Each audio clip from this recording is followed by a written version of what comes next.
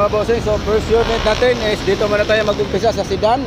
So ito po yung mga bagong kuhalan din natin nung nakarang linggo. Alright mga bossing, so isa po itong JLX na Mirage G4. Ayan mga bossing, 2024 model. Ayan mga bossing, so silipin na natin yung kanyang exterior para makita nyo po kung alin po yung may tama. Alright mga bossing, so ito mga bossing is hindi pa yan nabapping. Ayan, so makikita nyo po yung kanyang exterior is sobrang fresh po yung mga bossing, hindi pa ito nabapping. Ayan, so wala pong mga bahay na bangga, and then wala pong mga dent din.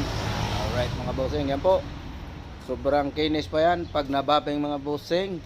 Yan po yung mga available natin, tamang-tama Valentine's Day. So kulay red yung ating unit. Ayan mga boss, ayan yung kanyang exterior. So wala pong tama yan mga bossing, press na press yan pag nabapping yan, lalo nang gaganda yan. So yan naman yung kanyang guma ay sobrang kapal pa yan mga bossing.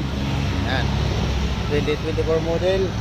So apat yan pareho, JLX na automatic transmission yung available unit natin mga bossing. Silipin lang natin yung kanyang interior. So ayan po, automatic transmission. Mileage naman nito is 6,000 kilometer. Ayan po yung kanyang milyahe. So napakababa po kanyang tinakbo. And then, yan naman po yung kanyang loob. So may cover na po yan. Hindi namin tinanggal yung kanyang cover. So sobrang fresh yan mga idol.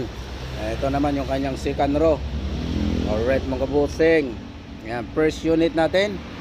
And then pangalawang unit naman natin mga bossing is isang Mirage G4 pa rin, ya, JLX. Yan po. Ito naman is mayroon ng plate number. Coding nito is Monday. Kulay red din ang ating unit mga bossing. Then isang automatic din yan mga idol. So ayan din yung pangalawang available. Kulay red din. Ayan, mamili na lang kayo dyan sa alin dyan sa dalawa. So silipin na natin bagay yung kanyang exterior. Ayan po. Hindi pa rin po ito na bapping, pero wala po siyang mga scratches. Ayan, bapping lang po ito, at matatanggal naman itong mga mababaw na parang alikabok lang na napunas dito sa katawan niya. Ayan, pag nabapping niya mga idol, kikinis pa yan. So ayan po yung exterior. So wala rin pong tama yan mga idol, wala rin pong mga dent. So sobrang fresh po yung ating unit mga bossing. Ganon din po, sobrang kapal yung kanyang gulong. Ayan.